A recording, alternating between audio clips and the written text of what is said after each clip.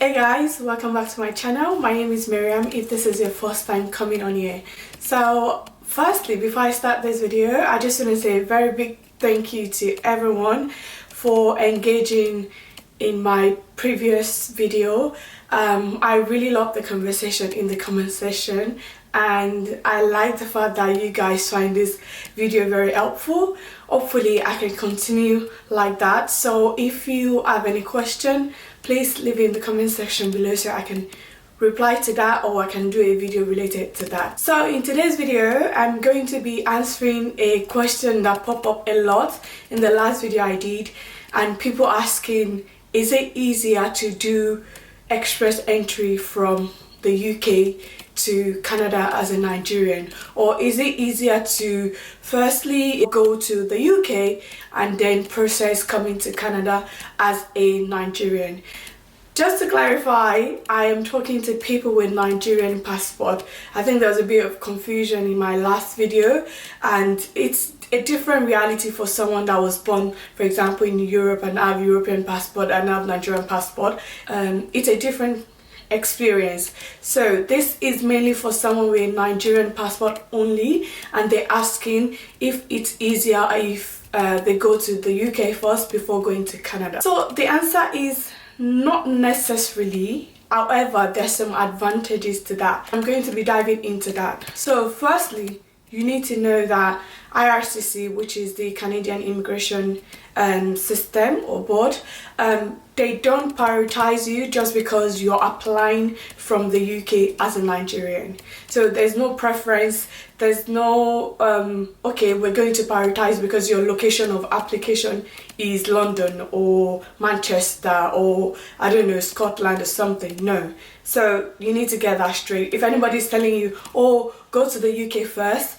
because it would be faster if you want to come to the UK, I mean, not really, because in the system it doesn't pick per location. Secondly, like I said, you don't get a special treatment just because you're applying from abroad or because you're applying from the UK. So you need to clarify that. If anybody is telling you no, if anybody is telling you guaranteed if you're applying from the UK to come to Canada as a Nigerian, your application is going to be faster, they can't really prove that. So, and I don't think there's anything on the Canadian immigration website that really certify that, so be careful. Thirdly, I would say maybe the disadvantage of you taking this route or doing this is just in case they need any documentation that you maybe need to get certified in Nigeria or apply for in Nigeria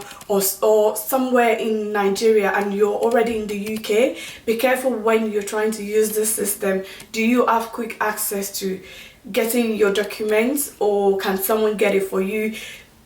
That's something you need to think about. So if you're thinking, oh, I'm specifically gonna go to the UK and apply for Canadian Express Entry process just because of that specifically, I don't think that's a smart move. It's not really guaranteed that if you're in the UK, you're applying, you're gonna get faster or your process is gonna be faster. And like I said, just be careful if you need something that needs to be certified in Nigeria or that needs to be applied for in Nigeria. Imagine you having to travel back because you need one certificate or one document that just need a stamp. So when you're taking that process, think of that. So like I said, so if someone tells you, oh, it's easier when you apply from the UK, I know I said not necessarily true, but there's some advantages to that as well.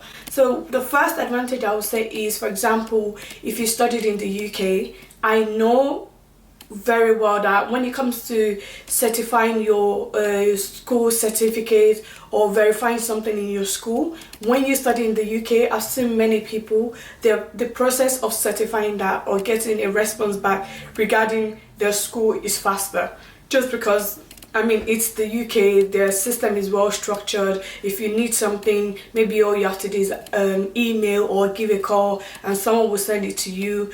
I think they can even do like DHL Express or something, like when they are posting anything to you. So I know that for sure, compared to if you're trying to get a document in I don't know, Unilag or one school in Nigeria somewhere. Sometimes it all depends on, do you know somebody inside? You have to kind of like fast track your way basically. But like I said, the advantage of applying from the UK first is if you studied in the UK and you need to get anything regarding your school, that process is always very fast. Secondly, I think that process of going to the UK first before coming to Canada can be good if you just want to leave Nigeria and you want to go somewhere else, but you know in your mind like Canada is like your final destination, but you're like, okay, for now I just want to leave. Maybe you want to go and do a master's, or you got a job opportunity or something. So yeah,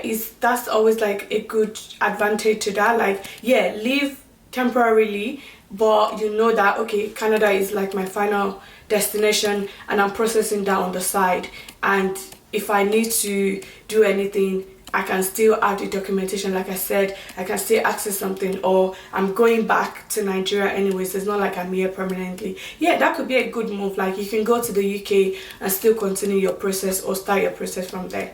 Thirdly, I would say another advantage to this is if you want to go to the UK first before applying to come to Canada, financial wise, it could be a good idea for you to gather money and have like maybe a job like is paying you in pounds, and you can use that to save up money quickly and put money in your proof of fund or something like that. So that's an advantage if you're thinking, you know what, I want to come to Canada, but while I'm waiting for the process before applying for express entry, maybe I need to gather lots of money and I have the opportunity to go to the UK. Why not? That could be a good advantage, because pounds like compared to Canadian dollars or naira is quite high. So that could be a good opportunity for you to say, I'm going to go to the UK for 2-3 years and I will start my process. But for these 2-3 years, I would have gathered like enough money for my proof of fund, especially if you're a family person, because in Canada, when they're calculating your proof of fund, they're calculating it by number of people like coming. So let's say you're a family of 4 or 5. That's a lot of money to have in your proof of fund, and you need to be strategic in terms of how do you gather this money. So yeah, I would say those are like the advantages, like to, okay, let me go to the UK first and then I will apply to go to Canada. I think some people call it transjapa. I'm not sure about that, but yeah, if there's any agent giving you guarantee that, oh, if you apply from the UK, the process is faster for your express entry, that's a lie. Only if the person can actually show on the IRCC system that, okay, guaranteed, we prioritize people that are applying from the UK. And so far, I haven't seen anyone that say, oh, I can guarantee you this is where I can find the information. So not necessarily, like I said, I already made all the point to say, not necessarily like guarantee that if you apply from the UK, your express entry process is going to be faster. I hope this video was informative and I hope you enjoyed this video. Please let me know what type of video you want me to post next. If you have any particular question, leave it in the comment section below, and I'm replying questions in the comment section and I'll try to reply you as soon as I can. If I don't have response to that as well, I will let you know. I'm not an immigration officer.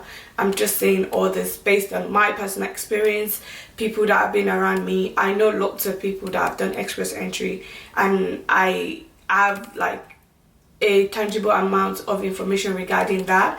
And like I said, I've lived both in the UK and I'm currently living in Canada, and I've lived in France as well. So if you have any question you want to ask regarding France, yeah, sure, you can leave that in the comment section below. Thank you so much for watching. Don't forget to subscribe if you haven't. Share this video, send it to anyone that is interested in this video, or anyone that is currently processing Canada and they just want more information to decide either they want to go to the UK or Canada. Thank you so much for watching, and I'll see you in my next video. Bye guys.